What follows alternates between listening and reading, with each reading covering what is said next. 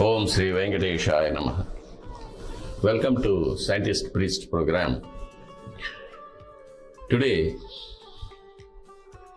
I am going to give you some inputs into the system of archakas, the people who worship the Lord directly. And this system has been in vogue for last almost 2000 years. It is hereditary in nature, and this duty of doing worship to the Lord, called kainkaryams, are laid within 4 families which has been doing the service for the last few centuries. As I was telling you, Lord Vishnu descended onto this planet Earth about 170 million years ago.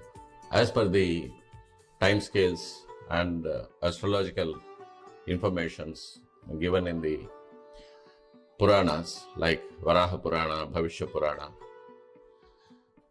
and Skanda Purana. These Puranas were the chronological recordings of important incidents happening throughout the universe, not only on this planet, recorded by Sage Vikanasa and given to us in 18 Puranas. You will be surprised to know that one of the Puranas, Bhavishottara Purana, explains the happenings in the future also. After descending onto this planet Earth, Lord Vishnu was received by all the gods, including Brahma, Indra, Agni, Varuna, Yama, and all the demigods like Kinnara, Kimpurusha, Garuda, Gandharva, Yaksha, Rakshasa, Apsara groups, and then all the learned sages like Bharadwaja, Gautama, Vikanasa, Vasishtha, Vamadeva, all those who have arrived onto this planet in their flying machines to witness the grand event of Lord's avatar onto this planet. After receiving, they all pray to Lord to protect the human race and the planet, for which Lord Vishnu reacts in a positive way and assures them that he will stay on this planet till the end of Shvetavaraha Kalpa, a huge time limit consisting of thousands of millennia. Then Lord Vishnu orders the Vishwakarma, who is the architect of the gods, to build a beautiful temple for him with 1000 pillars and many towers and entrances and many prakaras and all the paraphernalia for him to live with. When it was built, Lord Vishnu with Lakshmi and Bhudevi enter the temple, they start living there and presiding over the meetings on gods and looking after the people who are coming to meet him. So this went on for so many millennia. We have references in Mahabharata and Ramayana to the god Venkateshwara, who is stationed in the Venkatachala hills. Lord Vishnu, before descending onto this planet, created a very learned sage called Vikanasa Rishi, who is an alter ego of Lord Vishnu himself, who is born with 4 hands with Shankha and Chakra, the Kirita and Kundala, and orders him to prepare a manifest of rituals used to worship him on this planet. So Sage Vikanasa enters the forest Naimisha on the banks of river Gautami and takes 4 most spiritual sages called Bhrigu, Atri, Marichi and Kashipa as disciples and gives an epic recording of Vikanasa Bhagavad Shastra with 6 lakh Sanskrit verses, which describes all the rituals to be conducted to the Lord on ordinary days and extraordinary days, the festivals to be conducted. And that includes a chapter on the code for the archakas who are going to worship him in the times to come. So, this started, and there was references to Vikanasa Agama Shastra in Ramayana, where Vasishtha also refers to this Vikanasa Agama when a temple is to be built. And when the Vanaras were sent in the 4 directions in search of Sita, the group of Vanaras going towards north beyond the Himalayas, entering the Siberian desert, there was a huge lake called Vikanasa Lake, on the banks of which, on huge trees, Vikanasas and another set of sages, Valakilyas, were doing penance in the icy deserts. And in Mahabharata also, when Pandavas went on Vanavasam, the company of sages who were with them included Vikanasa Rishis, directing them on conduct of rituals of Vanaprastha-ashrama. So, this is the antiquity of the Archaka tradition in Tirumala. This 1,000-pillared mandapam, which was built by Vishwakarma, is still there in Tirumala, hidden somewhere beyond the reach of ordinary humans. And God is still living there with all his grandeur of Vaikuntha. Later on, during the end of Dwapara Yuga, a new temple was built by Tondaman Emperor for installing the idol of Lord Vishnu. It was there for a few centuries, and then in the beginning of the Kali Yuga, about 2000 years ago, it went underground because of some natural calamity, along with the idol that has been installed there by Sage Bharadwaja. After a few years, a Vikanasa Archaka called Gopinatha, who was worshipping in a Krishna temple in a village nearby, had a dream that Lord Vishnu's idol was lying below a tamarind tree and champaka tree on the banks of the holy Swami Pushkarani, and that has to be taken out and installed in the same place for the benefit of the devotees. A Yadava, a cowherd from a different village called Rangadasa, also had a similar dream, and both of them came in search of that idol, and they met on the hills. They exchanged their dreams, and then they went looking for the idol and located it. There is a procedure to bring out the idols from below the earth to be worshipped. It is pouring potfuls of milk from Kapila Gau, a particular breed of native cows, which are very dear to Lord Vishnu. And when all the mud is washed away, the idol comes up, and it is taken out and then installed in the same place with all the rituals by Sage Bharadwaja. That's why in Sahasranama he is called Bharadwaja Pratishthatre Namaha, and Lord Venkateswara Swami's Gotra is mentioned as Bharadwaja Gotra because of Prana Pratishtha done by Bharadwaja Maharshi.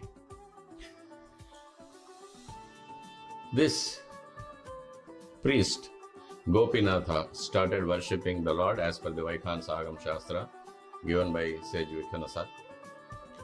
And Lord Vishnu orders him to continue the worshipping and assures him that his progeny will continue to worship him for centuries to come in an unending chain of generations.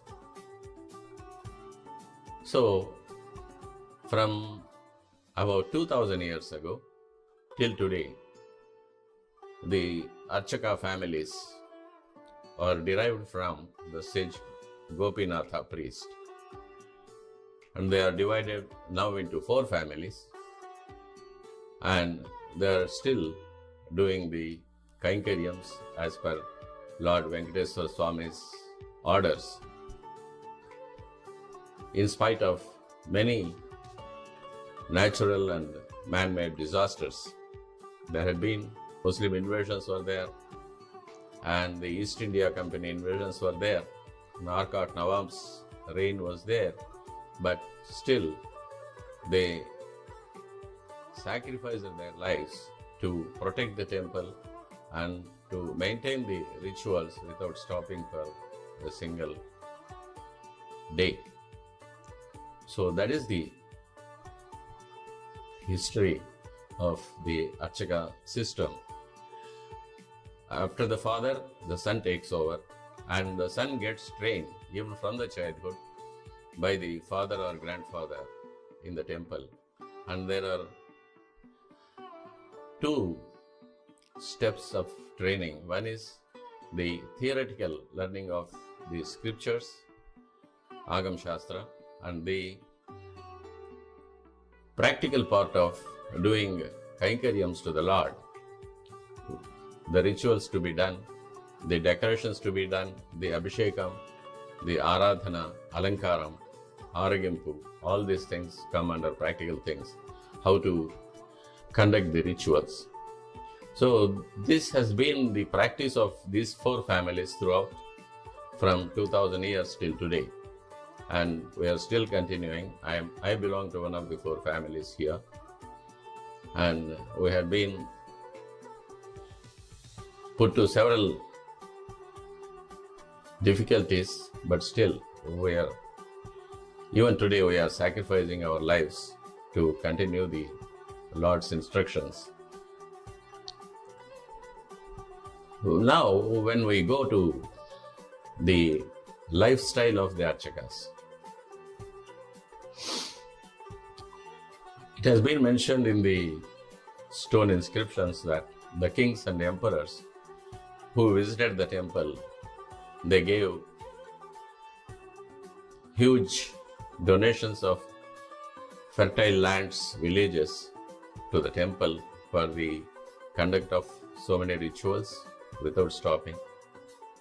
And at the same time, the priest was also given a few bits of land for his own sustenance, so that the priest's family will not be starving when he is offering food to the deity.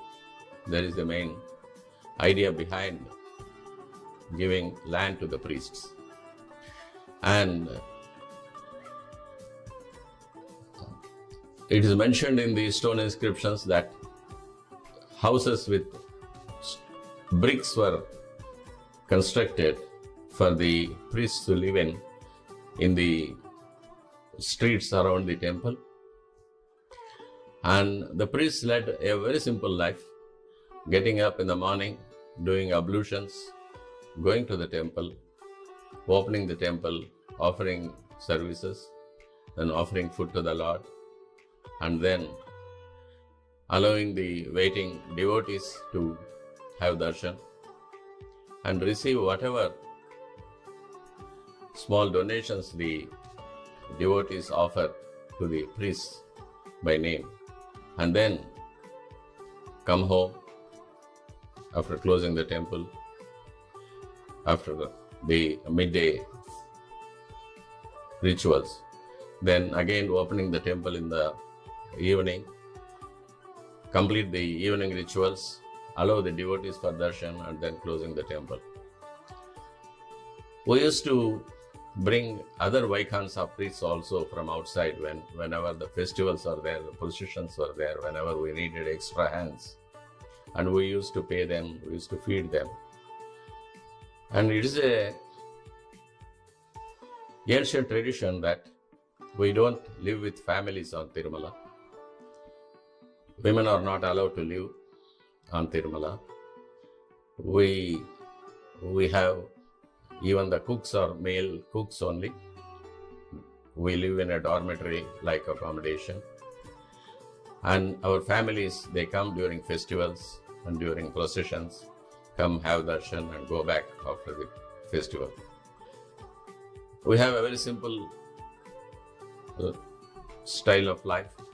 We have simple food and simple habits. We have no other activities other than worshipping the Lord every day basis.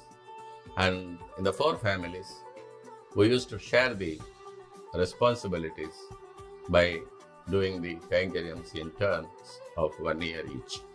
So that's what's going on till today. And this is the information I wanted to give to the devotees who have no source for this type of information on the hills. And we priests, we don't interact with the devotees much. And we are a secluded tribe, and we don't mix with people. And even marriages, we perform in our own families only. And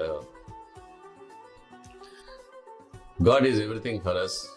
Our duties to Him is everything for us. We are born to do worship, and from birth to death, we have the same responsibilities.